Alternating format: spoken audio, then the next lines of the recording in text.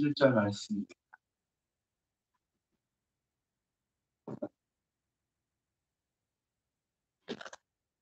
야고보서 5장 7절서부터 12절.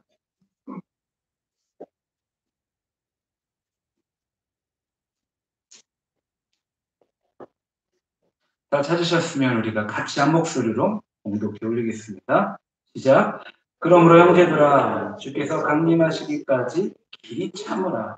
보라, 농부가 땅에서 나는 귀한 열매를 바라고 길이 참아 이른 비와 늦은 비를 기다리나니 너희도 길이 참고 마음을 굳건하게 하라. 주의 강림이 가까우니라. 형제들아, 서로 원망하지 말라. 그리하여야 심판을 면하리라. 보라, 심판주가 문 밖에서 계시니라. 형제들아, 주의 이름으로 말한 선지자들을 고난과 오래 참음의 본으로 삼으라. 보라, 인내하는 자를 우리가 복되다 하나니 너희가 욥의 인내를 들었고 주께서 주신 결말을 보았거니와 주는 가장 자비하시고 긍휼히 여기시는 이시니라. 아멘. 잠시 교회 소식 말씀드리겠습니다. 5월 마지막 주일입니다. 1년의 반이 이제 거의 다 지나갔습니다. 5월 잘 마무리하시길 바랍니다. 5월 마지막 주 5번째 주일 예배 또한 대면 예배와 온라인 예배로 드립니다. 지난주 교회 정비를 잘 마쳤습니다. 수고하고 힘써주시고 애써주신 성도님들께 깊은 감사를 드립니다. 2021년 전국 침례교회 연합기도회가 6월 14일 월요일부터 25일 금요일까지 유튜브로 진행이 됩니다. 우리 침례교단의 주한 목사님들의 말씀과 그리고 그 목사님들이 기도회를 인도해 주십니다. 많이 참여하셔서 많은 은혜의 시간이 되길 바라며 자세한 사항은 뒤편 교회 소식란의 포스터를 참조하시기를 바랍니다.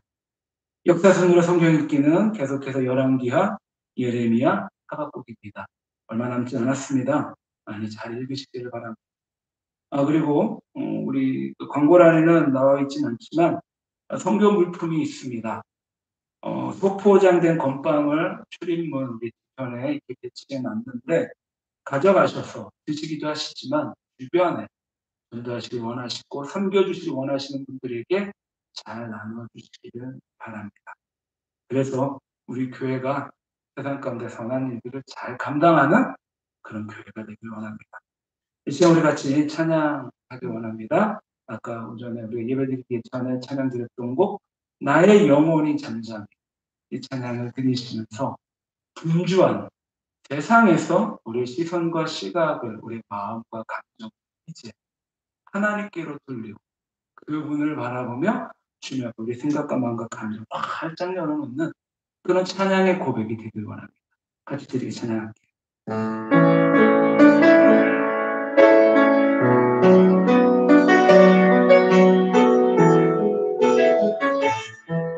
나의 영혼이, 나의 영혼이 잠잠히 하나님만 바라는 것, 나의 구원이 기에서 나는 나의 영혼아 잠잠히, 나의 영혼아 잠잠히 하나님만 바라는 나의 소망이 저리에서 나를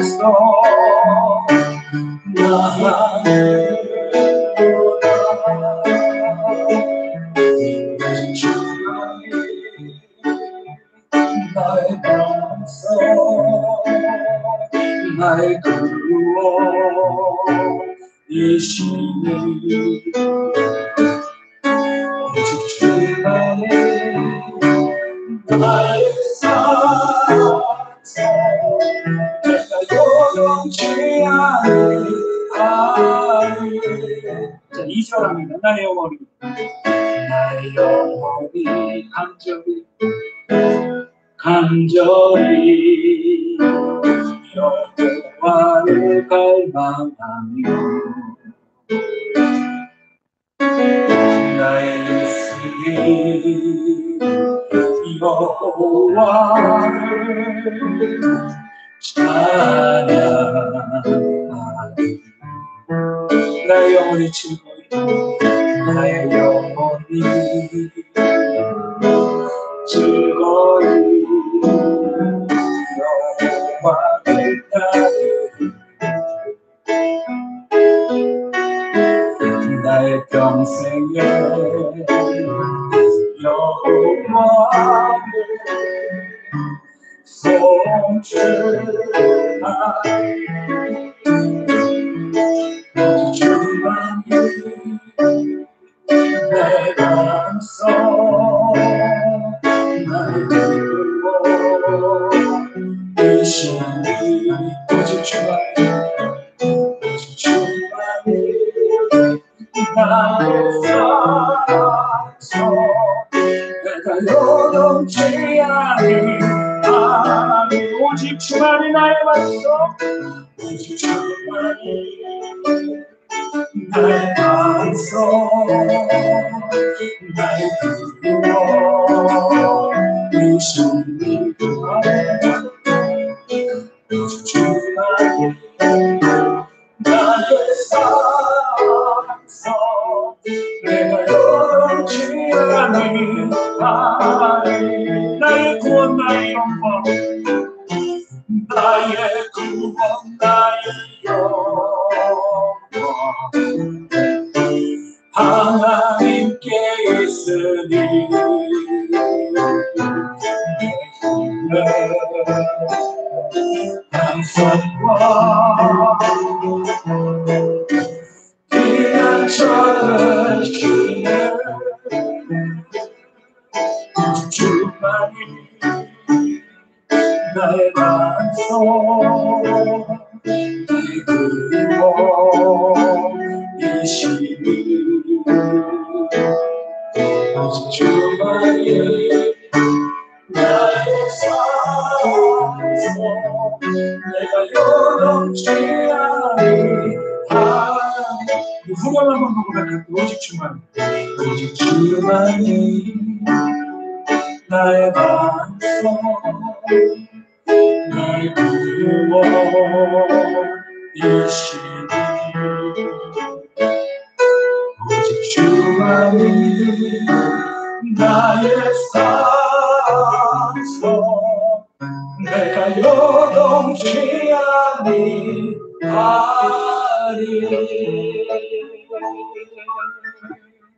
아멘.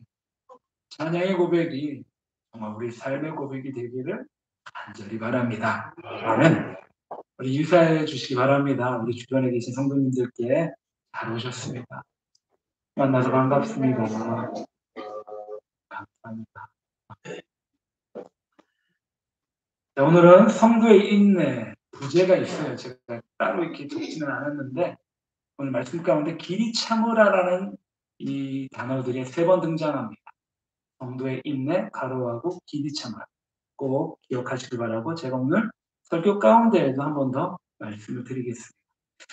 네, 말씀을 시작하면서 한 가지 예화를 한번 우리 성도님들과만 나눴으면 좋겠습니다. 어느 농부가 대나무를 심었습니다. 근데 대나무를 심었는데 첫 해에는 아무것도 돋아나지 않았습니다. 둘째에도 돋아나지 않았고 셋째에도 돋아나지 않았고 무려 4년 동안 넷째 해에도 대나무가 돋아나지 않았습니다. 그렇다면 대나무는 과연 죽은 것일까요? 근데 놀랍게도요. 5째 대단해 5년째에 지면을 뚫고 대나무 싹이 올라오기 시작했습니다. 그리고 놀랍게도 불과 한 달 보름 만에 15m 이상을 자라가게 됩니다. 한 달 보름이니까 날수로 따지면 45일이지요. 45일 동안 15m를 자랐다는 것은 하루에 약 33cm 이상을 자랐다는 것입니다. 아마도 순간 포착한 그 느린 그런 저속 카메라로 하루 동안 그 대나무를 자른 것을 찍는다라고 하면 하루 동안 자라는 33cm 정도의 그 자라가는 모습을 볼 수 있을 것입니다. 이 농부가 심은 대나무 품종이 참 특이합니다.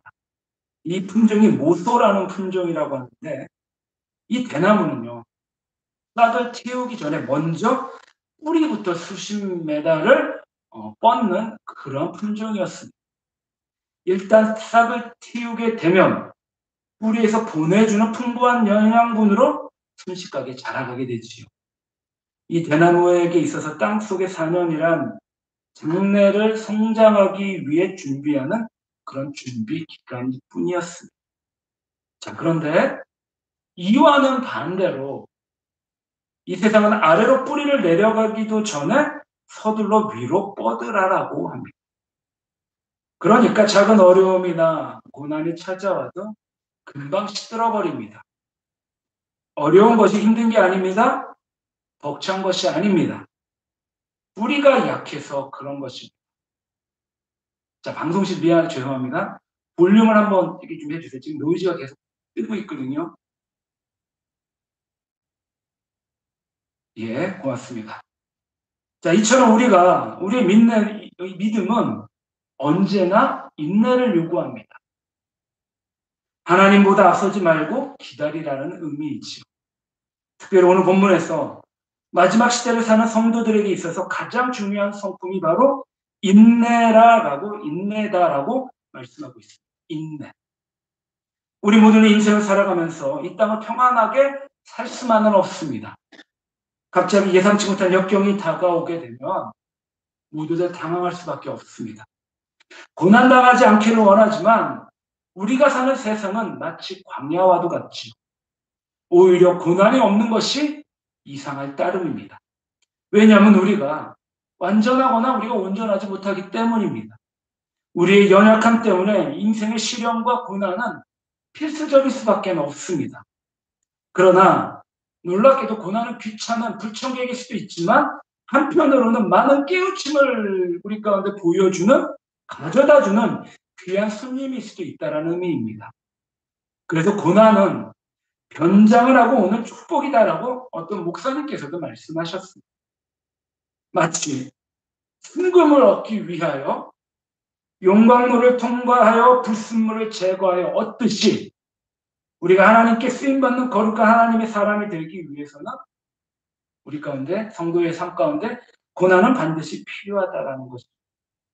때로는 이 고난을 통해서 나 자신의 참모습을 깨닫기도 합니다. 내가 이거밖에 되지 않았나? 그리고 또한 내가 할 수 없음을 깨닫고 유한한 인생의 실존을 깨닫고 영원하신 하나님을 찾게 됩니다. 고난이 아프고 힘든 것이지만 고난이 없으면 때로는 우리는 한없이 교만해질 때도 있습니다.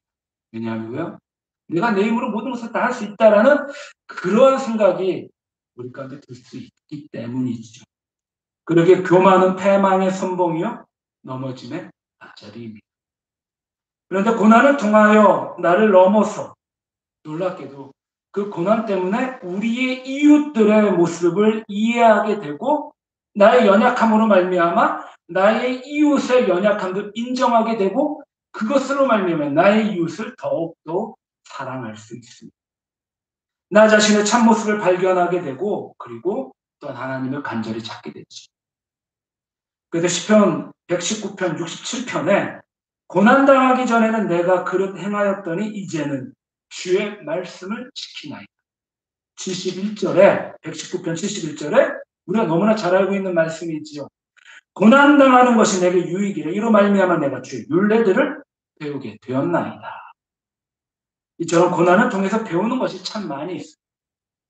뿐만이 아니라 초대교회 대핍박의 시대를 살았던 사도 베드로는 베드로전서에서 이렇게 말씀합니다. 2장 19절 20절에 부당하게 고난을 받아도 하나님을 생각함으로 슬픔을 참으면 이는 아름다우나 죄가 있어 매를 맞고 참으면 무슨 칭찬이 있으리. 그러나 선을 행함을 한 번 더 반복합니다. 고난을 받고 참으면 이는 하나님 앞에 아름다우니라. 두 번이나 반복해서 고난을 참으면 뭐하다고요? 아름답다라고 사도 베드로는 말하고 있습니다. 고난을 받을 때 우리가 하나님을 생각함으로 슬픔을 참으면 아름답다라고 말씀합니다. 조금 더 적극적으로 말씀을 드린다면 십자가에 달리신 예수님을 생각함으로 고난을 참으면 하나님 앞에서 아름다운 것이며 영광스러운 자랑의 면류관이다라고 말씀드릴 수 있습니다. 예수님을 믿는 유대인과 그리고 초대교회 그리스도인들은 사도행전 6장에 보면 스데반 집사님의 순교 사건 이후로 핍박을 받아 이방인 지역으로 뿔뿔이 흩어지게 됩니다. 스데반 집사님의 순교는 너무나 안타까운 일이지만 놀랍게도 이 고난을 통하여 예루살렘 안에만 있었던 초대교회가 이제 사마리아와 땅끝까지 열방으로 퍼져지는 놀라운 일들을 경험하게 됩니다. 그리고 이렇게 흩어진 무리를 뭐라고 말하느냐? 기독교 디아스포라라고 합니다. 디아스포라. 디아스포라라는 의미는 사방으로 씨를 뿌린다라는 의미입니다. 그러니까 흩어진다라는 것은 인간적인 관점에서는 굉장히 마음 아프고 가슴 아프고 힘들고 고통스러운 일인데 이 일들로 말미암아 하나님께서 놀라운 일들을 행하신다라는 것입니다. 특정 민족이 자의적이든 타의적이든 기존에 살고 있는 땅을 떠나 다른 지역으로 이동하는 현상을 디아스포라라고 하죠. 그러니까 한인 디아스포라라고 하면 대한민국에 살고 있는 사람들이 아니라 전 세계에 흩어져 있어서 살고 있는 사람들을 한인 디아스포라라고도 말할 수 있다는 의미입니다. 인간의 눈으로 봤을 때 사방으로 흩어진 존재이지만 불쌍하고 안타까운 존재들인데 놀랍게도 하나님의 시선과 시각으로 볼 때에는 사방으로 씨를 뿌린 것입니다. 하나님의 시각과 우리의 시각이 이렇게 크게 차이가 날 수 있습니다. 따라서 하나님의 시각으로 보면 흩어진다라는 것이 절대로 절망이나 고난이나 아픔이 아니다라는 의미이죠. 요셉은 형들이 상인에게 팔려 많은 고난을 당했지만 형들을 원망하지 않고 하나님의 시각으로 자기의 삶을 반추합니다. 창세기 45장 5절에 이제 형들을 만납니다. 그 형들 얼마나 고통스러웠습니까? 자기를 노예로 팔고 자기를 죽이려고 했던 그 형들에게 뭐라고 고백하느냐? 당신들이 나를 이곳에 팔았으므로 근심하지 마소서. 한탄하지 마소서. 하나님의 생명을 구원하시려고 나를 당신들 앞서 보내셨나이다라고 말합니다. 이처럼 고난당할 때 우리가 어떤 눈으로 어떤 시선과 시각을 바라본다는 것 정말 중요합니다. 하나님의 시각으로 고난을 바라보고 해석한다면 요셉과 같이 더욱더 성숙한 신앙인들이 되어 성경 역사에 남는 위대한 신앙의 인물이 될 수 있습니다. 그러면 이처럼 우리가 고난을 당할 때 우리 가운데 필요한 것이 과연 무엇일까? 그것은 로마서 5장 3절부터 4절에 다만 이뿐 아니라 우리가 환난 중에도 즐거워하나니 이는 환난은 인내를, 인내는 연단을, 연단은 소망을 이루는 줄 알미로다. 즉 환난은 뭐가 필요하다고요? 환난은 인내가 필요하다라고 말씀하고 있습니다. 그러기에 지금 우리가 살고 있는 환난의 시대에 이 코로나 시대에 살고 있는 우리 가운데 필요한 것, 성도 가운데 반드시 필요한 것은 우리의 목소리를 높이는 것이 아니라 그 일들 가운데 주님의 시선과 시각으로 반드시 인내해야 된다는 것입니다. 위대한 중국의 선교사인 허든스 테일러는 어느 날 선교 지망생이 선교를 하기 원하는 그런 청년이 허든스 테일러에게 왔습니다. 그리고 물어봅니다. 선교사님, 당신처럼 위대한 선교사가 되려면 제게 무엇이 가장 필요합니까? 이때 이 테일러 선교사님은 이렇게 말씀하셨습니다. 첫째는 인내요. 그랬더니 그 선교 지망생이 또 물어봅니다. 그리고 두 번째 또 필요한 것이 무엇입니까? 두 번째도 인내입니다. 세 번째도 인내입니다라고 이야기합니다. 사실 인내는요, 선교사님, 위대한 선교사에게만 필요한 그러한 어떤 재능이나 어떤 그런 달란트가 아니라 성숙한 그리스도인들이 되기 위해서는 필수적으로 우리가 반드시 소유해야 될 덕의 목록이다라는 것입니다. 그런데 문제는요, 이 인내가 절대로 그냥 자연스럽게 얻어질 수 있는 그런 열매가 아닙니다. 하나님께서 자, 인내 여기 있다, 얘다 가져가거라 라고 말씀하지 않으십니다. 그렇게 주어지고 맺혀지는 열매가 인내가 결단코 아니다라는 것이죠. 그래서 성경은 특별히 갈라디아서 5장 22절에 성령의 열매 가운데 사랑이라 화평, 오래 참은 자비, 양선, 충성, 온유, 절제 이 열매들 가운데 사랑과 오래 참음과 절제를 인내라고 우리는 볼 수 있습니다. 사랑은요, 상대가 성장하고 상대가 자라기까지 기다려주는 거예요. 끊임없이 기다려주고 또 기다려주는 거예요. 예수님께서 예수님의 제자들을 어떻게 기다려주셨나요? 목숨을 다할 때까지 기다려주시고 또 기다려주셨습니다. 그게 바로 사랑이에요. 사랑은 기다려주는 것입니다. 오래 참으면 말 그대로 인내이고 절제 또한 인내의 또 다른 모습입니다. 그런 의미에서 인내는 주님 안에 온전히 붙어 있어야 맺을 수 있는 성령의 열매들이다라고 말씀드릴 수 있습니다. 자, 오늘 본문에 보시면은요, 7절과 8절에 길이 참으라라는 단어가 세 번 등장합니다. 7절에 그러므로 형제들아 주께서 강림하시기까지 길이 참으라. 보라 농부가 땅에서 나는 귀한 열매를 바르고 길이 참아 이른 비와 늦은 비를 기다리나니. 8절에 너희도 길이 참고 마음을 굳건하게 하라. 주의 강림이 가까우니라. 혹시 주변에 형광펜이나 펜들이 있으시다 꼭 이 세 개의 단어에 밑줄을 치시고 시간이 나실 때마다 묵상하시고 또 묵상하시길 바랍니다. 이건 성령의 삶 가운데 반드시 필요한 절대적인 성령의 열매입니다. 이 길이 참으라는 단어가 헬라어의 마크로투미아라는 의미입니다. 단어인데 이 투미아라는 이 단어가 화가 나 있는 상태를 의미합니다. 화가 난 게 아니에요. 지금 내가 어떠한 일들 때문에 어떤 이유인지 모르겠지만 굉장히 화가 나 있고 짜증나고 견딜 수 없는 그런 상황이 바로 이 참으라는 의미입니다. 투미아라는 의미입니다. 그런데 이렇게 분노할 수밖에 없는, 화날 수밖에 없는, 짜증날 수밖에 없는 상황임에도 불구하고 인내하라라고 말씀하고 계십니다. 인내하라. 자, 우리가 오늘 어떻게 인내할까요? 어떻게 하면 우리가 차라리 우리 힘으로 인내할 수 있나요? 내 감정, 내 생각, 내 가치관으로 과연 인내할 수 있을까요? 저는 잘 안 되더라고요. 인내가 잘 안 되더라고요. 내 힘으로는 불가능합니다. 인내할 수 없습니다. 지금 당장 내 마음 가운데 있는 불같은 화를 쏟아내야만 합니다. 화를 내뱉어야만 해요. 내 옆에 있는 사람들에게 나 이만큼 화냈어라고 각인시켜줘야 됩니다. 그리고 빨리 와서 나를 위로해달라고 이야기합니다. 자, 그런데요, 놀랍게도 하나님께서 우리 가운데 누구를 보내주셨습니까? 지난주에 말씀드렸죠? 성령님께서 우리 가운데 오셨습니다. 우리 가운데 지혜를 주시고 우리 가운데 능력을 주시고 하나님의 선한 일들을 행할 수 있는 놀라운 은혜를 허락해 주셨습니다. 성령님은 우리가 능히 인내할 수 있도록 우리 옆에서 도와주십니다. 성령님이 우리 가운데 지혜와 능력으로 하나님의 선으로 충만하게 역사하시면 놀랍게도 나의 가치관, 나의 생각, 나의 감정, 나의 환경들을 넘어서서 역사해 주십니다. 참 놀라워요. 신기해요. 이처럼 나는 할 수 없지만 성령님께서 함께 하시면 가능하십니다. 성령의 열매인 사랑과 오래 참음과 절제 열매들이 인내로 우리 가운데 오기 때문입니다. 성령님이 우리 가운데 임하시면 인내의 열매가 반드시 맺힐 수밖에 없습니다.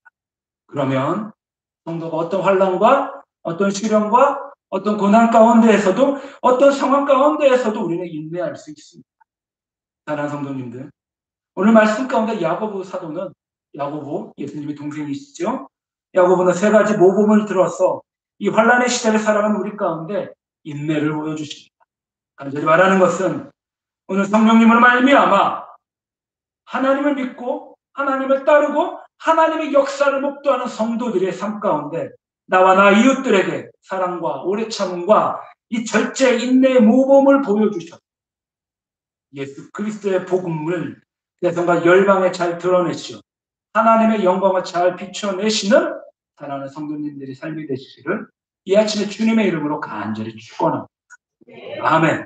첫 번째는요, 농부의 인내가 있습니다. 누구라고요? 농부입니다. 농부. 7절에 그러므로 형제들아 주께서 강림하시기까지 길이 참으라.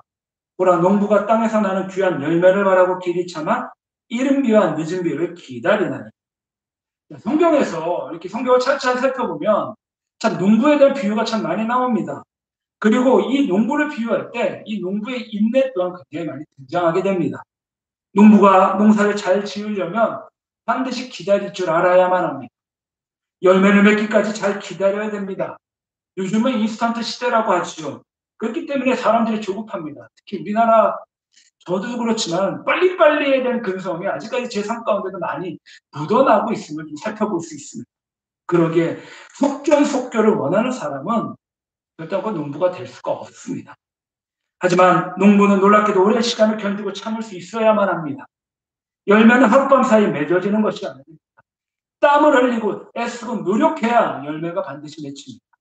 그리고 잘 기다릴 줄 알아야만 합니다.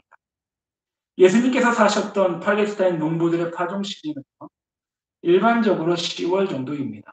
그러니까 우리나라 계절상 완전히 반대이죠. 우리는 가을에 추수를 하는데 이 이스라엘 나라는 가을에 파종을 하게 됩니다. 10월에 씨를 뿌리는데 이때부터 비가 내립니다. 그리고 이 비를 이른비라고 하는데 10월부터 11월까지 내리게 됩니다.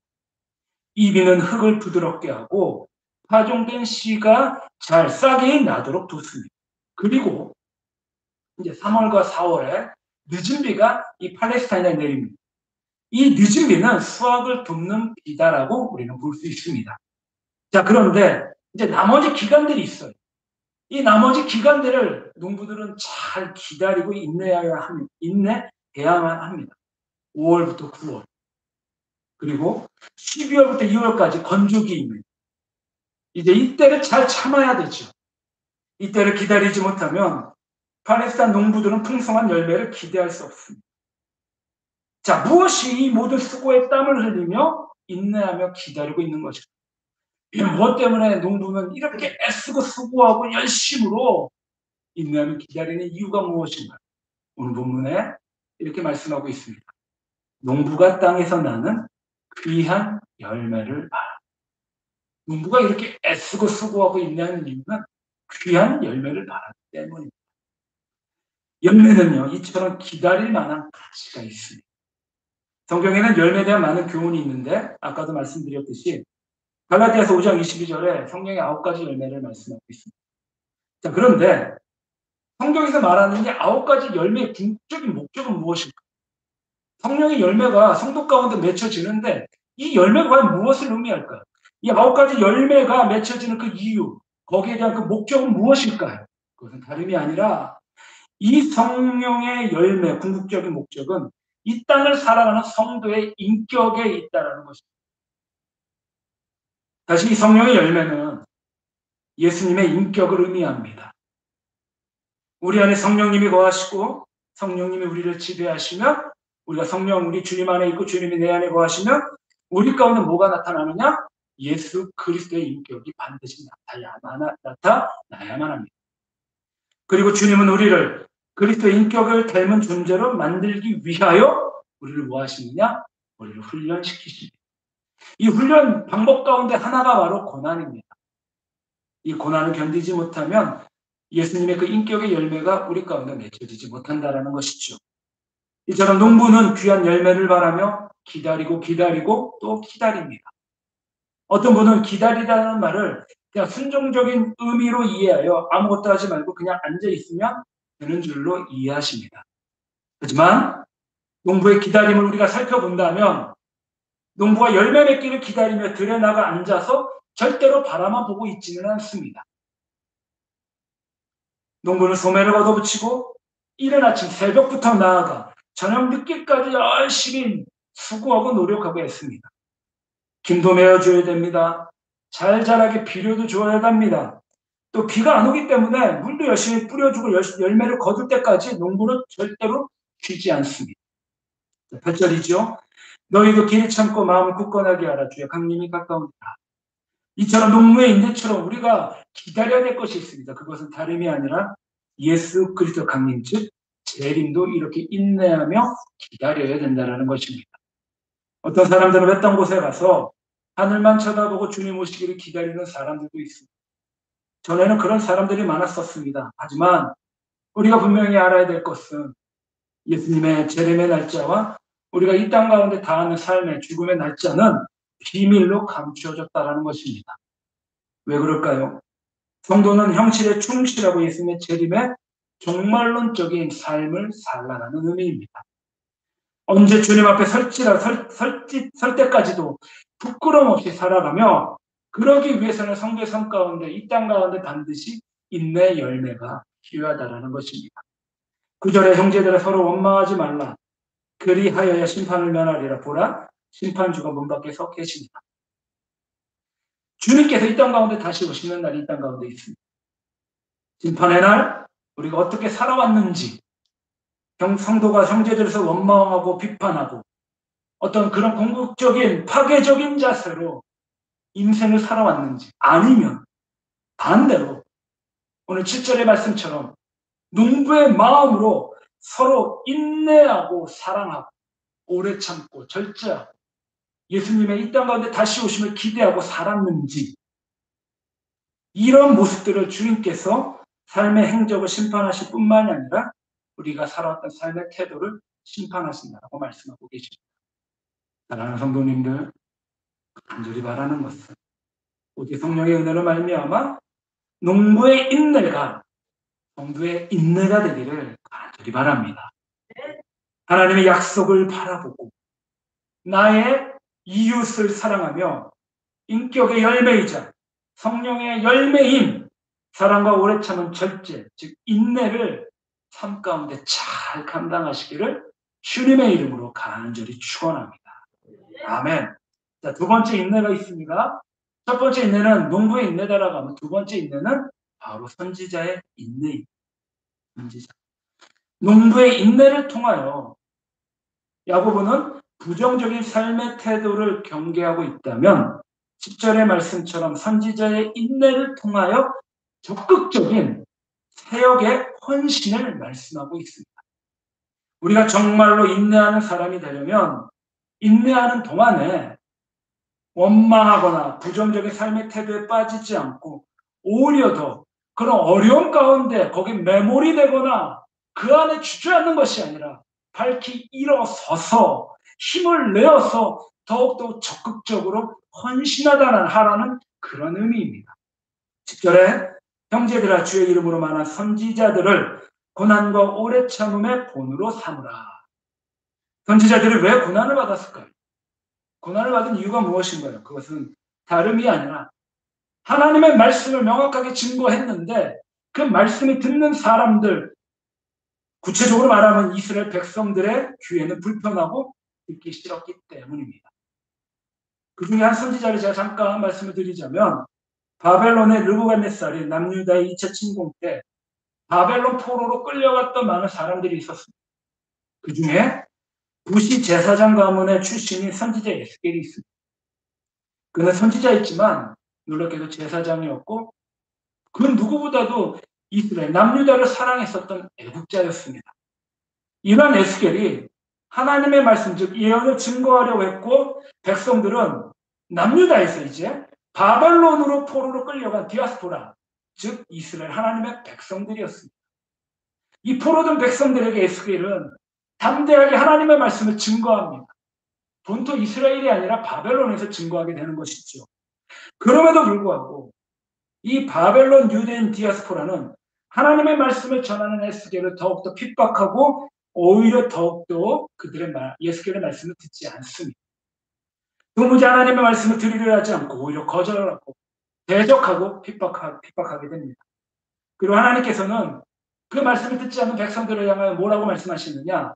패역한 백성이다라고 말씀하시지요. 아무리 말씀을 전해도 포로된 남유다 백성들은 자신들이 가지고 있었던 고정관념들, 어설픈 지식들, 선민의식, 종교적인 우월성으로 말미암아 하나님이 주시는 말씀을 듣지 못하고 거절하고, 그리고 나서 대적하게 됩니다. 그리고 선지자를 핍박하게 되죠. 그렇죠. 하나님의 선지자들에게는 고난이 있었습니다. 그 누구도 함께하는 사람이 없었으며 핍박하고 때리고 감옥에 가두었습니다. 그럼에도 불구하고 에스겔은 하나님의 말씀을 포기할 수가 없었고 목숨을 걸고 심판의 메시지를 계속해서 전합니다. 우리가 믿음장이다라고 말씀드리면 히브리서 11장이 있을 것입니다. 믿음의 선진들이 삶을 어떻게 살아왔는지 잘 살펴볼 수 있는데요. 그 중에 노아를 우리가 한번 말씀을 나눴으면 하는데요. 노아는 정말 열심히 방주를 짓습니다. 비가 올 수 있는 징후나 어떤 사인이 있지 않았음에도 불구하고 노아는 열심히 방주를 짓는데, 문제는 방주를 지을 때 주변 사람들의 시선과 그들의 말들이 참 힘들고 어려웠었습니다. 많은 주변의 사람들의 비방과 웃음거리, 그 공격들을 어떻게 감당했을까요? 하지만 노아는 부지런히 방주를 짓습니다. 믿음으로 방주를 짓습니다. 자기가 할 일을 열심히 하고 남이 뭐라고 말을 해도 묵묵히 자기 할 일을 행하고 싸우거나 공격하지 않고 믿음으로 방주를 지어 나갑니다. 또 믿음의 조상 아브라함은 어떤가요? 아브라함이 어느 날 하나님의 말씀을 전하여 듣습니다. 가나안 땅을 향해서 고향인 갈대아 우르를 떠나가라고 명령합니다. 아브라함이 어느 날 갑자기 고향을 떠날 것을 선포했을 때 과연 주변 사람들의 반응이 어떠했을까요? 하지만 주님께서 말씀하셨기에 아브라함은 갈 바를 알지 못하고 약속의 가나안 땅을 향하여 한 걸음 한 걸음 나아갑니다. 그리고 마침내 창세기 12장에 아브라함은 가나안 땅에 도착하게 되죠. 아브라함은 해야 할 일, 가야 할 방향을 향해서 계속해서 믿음으로 행진합니다. 이처럼 수많은 믿음의 선진들이 오직 믿음으로 하나님의 일들을 묵묵히 인내함으로 완수해 나아갔습니다. 다시 에스겔 선지자를 말씀을 드리면 이제 남유다가 풍전등화와 같은 절망이 되었습니다. 에스겔이 포로로 잡혀가 끌려갔지만 남유다는 망한 상황은 아니었습니다. 에스겔은 남유다를 침입한 바벨론에 의하여 포로로 끌려와서 바벨론의 그발강가에서 살고 있었는데, 먼 타국에서 포로로 살며 얼마나 힘들고 얼마나 고통스럽고 얼마나 치욕적이었을까. 마치 하나님의 선민 민족인데 어떻게 그 하나님께서 자기 민족을 지켜주지 않고 나를 지켜주지 않을까라는 그런 한탄 섞인 그런 고백들도 했을 것입니다. 그의 삶의 믿음이 흔들렸을 것입니다. 이때 놀랍게도 하나님께서 에스겔을 찾아와 환상을 보여주십니다. 하나님의 보좌, 그 보좌를 수종드는 내 생명체들, 그룹이지요? 우리는 천사라고 말씀드릴 수 있겠습니다. 분명히 자기 민족의 고통들, 고난들, 내가 겪고 있는 이 어려움들을 통해서 과연 하나님이 내 삶 가운데 있을까? 과연 하나님이 우리 민족을 지켜주고 있을까? 지금 이 시대를, 이 세계를 보면 하나님께 과연 이 나라, 이 민족을 바라보시고 지켜주실까? 라는 그런 의심 섞인 생각들도 들 수 있을 것입니다. 하나님이 안 계실 줄 알았는데 놀랍게도 에스겔 선지자에게 환상을 보여주셨습니다. 하나님께서 살아계시고 역사하심을 직접 드러내 보여주십니다. 하나님이 우리를 버린 줄 알았는데 하나님이 여전히 살아계시고 이 모든 역사를 통치하시며 섭리자이심을 친히 보여주십니다.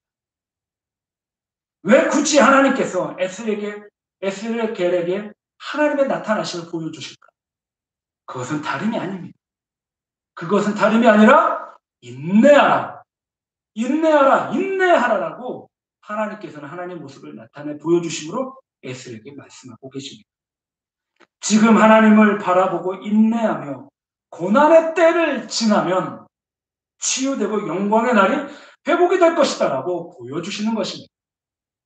이처럼 하나님은 선지자들의 암울한 시대에도 하나님의 말씀을 붙잡고 믿음으로 모든 시련을 견디고 인내하며 승리했습니다.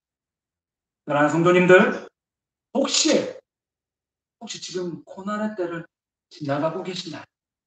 혹시 내가 지금 가는 길이 앞이 꽉 막혀 있는 동굴처럼 보여지시나요? 아닙니다. 반드시 그 끝에는 터널처럼 밝은 영광의 길이 드러나 나타날 것입니다. 왜요? 우리는 하나님을 믿고 따라가는 성도들이기 때문입니다. 고난의 때 다른 무엇보다도 포기하지 않고 성도는 하나님 앞에 나와 하나님을 찾아야만 합니다. 하나님의 말씀을 들어야만 합니다. 그래야 이 고난의 때 성도는 인내함으로 잘 견뎌낼 수 있습니다. 그리고 마침내 영광스러운 하나님의 나라에 들어가 영원한 삶을 살 수 있습니다. 은혜와 사랑을 즐거워하며 살아계신 하나님을 찬양할 수 있습니다. 여기에 믿음의 승리가 담겨져 있습니다. 그러므로 반드시 인내하셔서 믿음의 선진들, 믿음의 선지자들이 걸어갔던 그 인내의 영광을 이 땅에서도 경험하시고 누리시는 귀하고 복되고 아름다운 성도님들이 되시기를 주님의 이름으로 간절히 축원합니다. 아멘. 마지막입니다. 세 번째, 욥의 인내가 있습니다. 욥 11절에 보라, 인내하는 자를 우리가 복되다 하나니 너희가 욥의 인내를 들었고 주께서 주신 결말을 보았거니와 주는 가장 자비하시고 긍휼히 여기시는 이시니라. 자, 욥은 어떤 인물인가요? 욥은요, 창세기 시대 그때 같이 살았던 동방의 의인이었습니다. 욥의 성경이 저 뒤쪽에 있다고 그래요. 구약 중간에 있다고 해서 그런 구약의 중간사를 살았던 인물이 아니라 아브라함이 살던 그 시대 가운데 동방에 살았던 사람이 욥이었습니다. 그런데 욥에게 고난이 다가옵니다. 자, 우리가 한번 잘 생각해 보셔야 돼요. 고난이 오는데 우리는 그렇게 생각할 수도 있어요. 내 잘못과 상관없이 고난은 과연 올까? 내가 무언가 하나님 앞에 잘못했기 때문에 고난이 올 수 있지 않을까? 라고 생각할 수도 있어요. 그럴 수도 있어요. 그런데 반대로 내 잘못과 상관없이 고난을 당할 수 있다는 것입니다. 자, 이것이 욥의 경우입니다. 일반적으로 사람들은 인과응보를 얘기합니다. 왜 그러냐면 특히 아시아권 나라들 불교가 그 삶 가운데 이렇게 많이 잠겨져 있다 보니까 이 인과응보라는 생각이 삶 가운데 그 삶의 생각 가운데 많이 녹아져 있습니다. 괜히 이런 고난이 올 리가 없다. 무엇인가 잘못해서 이 고난이 왔을 것이다. 자, 그런데 놀랍게도 욥의 친구들이 와서 그렇게 욥을 책망합니다. 인과응보를 말합니다. 내 잘못 없이, 그런데도 놀랍게도요, 나의 잘못 없이 성도의 삶 가운데 고난이 있는 경우도 있습니다. 그것이 바로 욥의 경우입니다. 욥의 친구들은 이러한 욥을 이해하지 못했습니다. 친구들뿐만이 아니라 그가 사랑하는 아내조차도 그런 욥을 이해하지 못했습니다. 욥의 아내가 뭐라고 하나요? 너를 이렇게 괴롭게 만드는 그 하나님 욕하고 죽어버려라 라고 말합니다. 저주합니다. 분명 욥 자신도 그런 고난을 당하면서 그의 믿음이 크게 흔들렸을 것입니다. 그럼에도 불구하고 욥은요, 하나님에 대한 믿음을 절대로 포기하지 않았습니다. 그래서 입술로도 범죄하지 않았다라고 합니다. 자, 욥의 신앙의 고백의 진수라고 할 수 있는 성경 구절이 욥기 23장 10절입니다. 우리가 찬양으로도 많이 고백했는데요. 그러나 내가 나의 가는 길을 그가 하시나니 그가 나를 단련하신 후에는 내가 승금같이 정금같이 나아오리라. 지금 겪는 이 시련의 과정을 통해 승금과도 같은 보배로운 존재로 나를 하나님께서 세워주실 것을 믿습니다라는 놀라운 욥의 신앙의 고백입니다. 그가 나를 단련하신 후에는 내가 정금같이 주님 앞에 나갈 것입니다. 지금은 고통이지만, 지금은 아픔이지만, 지금은 어둠의 시간이지만 결국 이것은 하나님의 선하심을 드러내고 말 것이다라는 놀라운 신앙의 고백입니다. 욥의 고난은 하나님의 뜻이었고 욥은 그러한 하나님을 믿었습니다. 욥은 자신의 인생에서 역사하시는 그 선하신 하나님을 흔들리지 않고 잘 믿었습니다. 마치 바울의 로마서 8장 28절의 말씀처럼 우리가 알거니와 하나님을 사랑하는 자, 곧 그의 뜻대로 부르시고 입은 자들에게는 모든 것이 합력하여 선을 이루느니라. 하나님을 사랑하고 그 뜻대로 부르시고 입은 자들에게도 모든 것이 합력하여 선을 이룬다라는 의미. 지금은 고통이고, 지금은 역경이고, 지금은 말로 표현할 수 없는 괴로움이지만, 내가 지금 이런 오해를 받고 있고, 인생의 시련의 한복판에 서 있고, 이 모든 것들, 그럼에도 불구하고, 이 모든 것들이 다 나의 인생의 플러스를, 내 인생의 하나님의 선하심을, 내 신앙의 유익을 가져오리라. 그렇게 믿는 것, 나는 믿습니다. 라는 고백입니다. 이 복된 결말에 대한 믿음이 있었기 때문에 욥은 잘 인내할 수 있었습니다. 사랑하는 성도님들, 모든 것을 합력하여 선을 이룬다라는 이 인생의 결론을 믿는 사람들, 하나님의 승리를 믿는 사람들, 역사에 대한 하나님의 주권을 믿는 성도들, 바로 이 믿음 때문에 놀랍게도 욥은 잘 인내할 수 있었습니다. 즉 이러한 인과 응보를 뛰어넘는 혹시 내가 무엇을 잘못해서 하나님 앞에 고난을 받지 않을까? 그런 것이 아니라 이 인과응보를 뛰어넘는 욥은 하나님과의 그 놀라운 은혜의 관계를 깨달은 것입니다. 그래서 욥은 마지막에 웃는 자가 되었고 놀랍게도 마지막에 승리자가 되었습니다. 사랑하는 성도님들 삶 가운데에도 분명히 그 고난의 이유를 알지 못하지만 그 고난에서 욥과 같은 하나님의 은혜를 발견하시기를 바랍니다. 다른 무엇보다도 인내의 이 오래 참음의 열매를 잘 맺으시기를 주님의 이름으로 간절히 축원합니다. 아멘. 예수님께서는요 공생애를 시작하시기 전에 광야에서 고난과 시험을 당하셨습니다. 모세도요 미디안 광야에서 고난을 당했고 엘리야는 호렙산 광야에서 하나님의 세미한 음성을 들었습니다. 바울은요 3년 동안 아라비아 광야에서 정말 자기의 인격을 수양하고 그 예수님의 깊은 은혜를 깨닫는 시간들이 바로 광야였습니다. 광야는 이처럼 고난이 있는 것입니다. 광야는 먹을 물도 없고 양식도 없고 나를 위로해주고 나와 교제를 나누는 나의 친구 사람들도 없습니다. 오직 뜨거운 햇빛으로 고난받을 수밖에 없는 장소이지만 하지만 하나님의 시선과 하나님의 시각으로 본다면 하나님의 말씀으로 위로받는 것이며 다른 무엇보다도 하나님을 깊이 만나는 장소가 바로 광야입니다. 우리 인생의 장은 마치 저는 광야와 같습니다. 이런 광야와 같은 곳에서 맺어야 할 성령의 열매는 바로 인내입니다. 이 마지막 광야와 같은 시대에 우리의 믿음은 바로 이런 인내에 있습니다. 길이 참고 마음을 굳건히 하는 것입니다. 왜 이렇게 참고 또 참아야 되나요? 우리는 성도의 결론을 잘 알고 있기 때문입니다. 마지막에 욥처럼 하나님이 인정하시는 사람이 되고 그의 모든 복이 회복이 되는 모습을 우리는 볼 수가 있습니다. 선지자가 어떻게 인내할 수 있었나요? 농부가 어떻게 인내할 수 있었나요? 그것은 하나님에 대한 절대 믿음이 흔들리지 않고 길이 참고 마음을 굳건하게 함으로 끝내 승리할 수 있었습니다.